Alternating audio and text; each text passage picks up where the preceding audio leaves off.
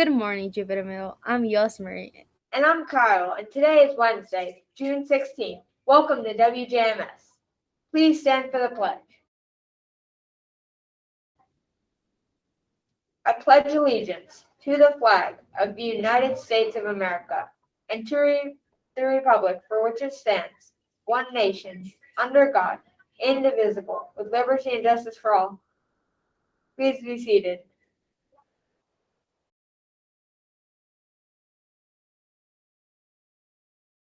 And now for the news. Last week, a group of students took an exciting trip to Palm Beach State College. The students toured the bioengineering lab, toured the engineering department, saw a drone that the students made on a 3D printer, and performed a DNA extraction lab. What a day! Eighth graders and all, yes all, students not returning to JMS next year should return Chromebooks or laptops and chargers and internet hotspots if you got one. Virtual eighth graders can turn in items at the 8th grade award ceremony tomorrow evening. If you are participating in a summer program, you can keep the devices until the end of the program and turn them in at that time. Any questions, please see Mrs. Deal in the Media Center or email her. 8th graders, looking to get a jump on community service hours for high school? We need your help this summer on July 28th for the Map to Success program for incoming 6th graders. You can help ease their transition to middle school while preparing for your own transition to high school. If you are interested in volunteering, please email Ms. Deal. 6th and 7th graders interested in trying out for a sports team next year? The athletic packet was attached to the last Friday's email from Ms. Deal. And speaking of sports, 6th and 7th grade girls interested in trying out for the softball team, listen up. We're looking ahead to next year. Tryouts and practice will begin during the first days of school. Athletic eligibility packets are available from the front office or student services. Contact Coach Steele if you have any questions. His email is in the screen. And after Miss Hasty today, Miss Dawn is joining us. To wrap it up, take a look at some of our musically talented Mariners. Estudiantes, como yo dije, soy Yosmeri y como una estudiante de octavo grado me estaré yendo a high school el siguiente año y quería compartir con ustedes y decirles que yo entiendo lo difícil que puede ser con el idioma estar en sexto grado y que te digan que no vas a poder o que es muy difícil para ti. Pero estoy aquí como un ejemplo de que puedes superarte, puedes aprender y que nada es imposible y que pase lo que pase, ustedes pueden lograr sus metas trabajando duro. And now to Miss Hasty. Thanks, Kyle and Yosemary, and welcome to a wonderful Wednesday, Jupiter Mariners. 8th graders, I'm especially excited to be able to celebrate with you all this afternoon. We have some fun lunch activities ready to go for you, and I'm just excited that you all can be together as a class here before you move on to high school. I'm also excited to see you and your parents in tomorrow night's drive-through 8th grade awards ceremony. Many thanks to all of the staff and personnel who have put together these unique opportunities for us to celebrate our 8th graders, even in the middle of a pandemic. Can't wait to see you. Okay, everybody, make it a great day or not. The choice is yours. Hello, JMS. This is Miss Donnie, and we have the unique opportunity to learn about and experience the holiday Juneteenth.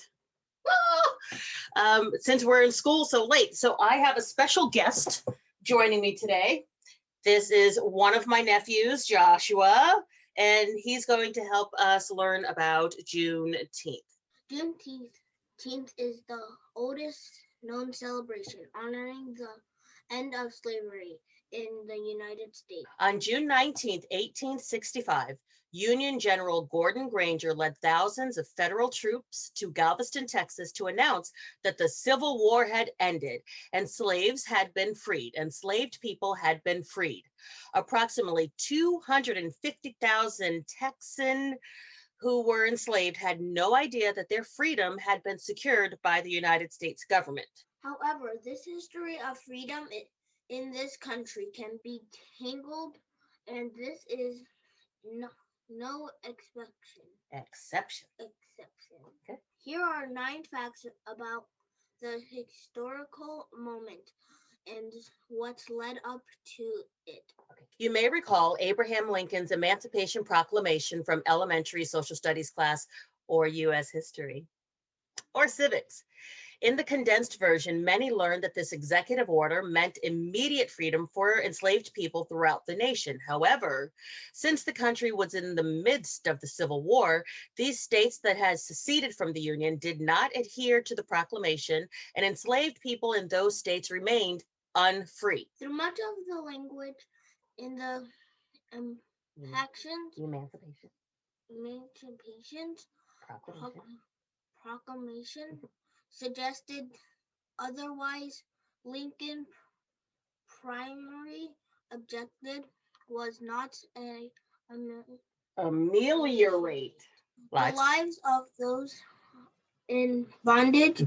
Rather, his intent was preserving the Union. the Union. Yeah, okay. Lincoln and the Army had used slavery as a political motive to justify strengthened military endeavors against the Confederacy. Black soldiers were unable to fight for the Union when Lincoln passed the proclamation. Though they faced discrimination and often performed menial roles because of presumed incompetence, they increased the Union Army in size. The Civil War ended in April of 1865. In June of that year, General Gordon Granger and the troops traveled through Galveston, Texas, to announce General Orders Number 3. It stated, the people of Texas are informed that in accordance with the from the executive of the United States, all slaves are free. And so what followed, somewhere between June 16th and June 19th, all of the enslaved people throughout the Confederate States were alerted that they had indeed been freed by the Union Army. And so it's called Juneteenth because it's not really clear whether it was June 16th, 17th, 18th, 19th. And so some of the ways to celebrate Juneteenth are with your family and having a barbecue, a cookout, and it looks a lot like the 4th of July. There are fireworks in neighborhoods. And so it was indeed the day that the entirety of those who lived within the United States celebrated their freedom. And so that's why we celebrate Juneteenth in June.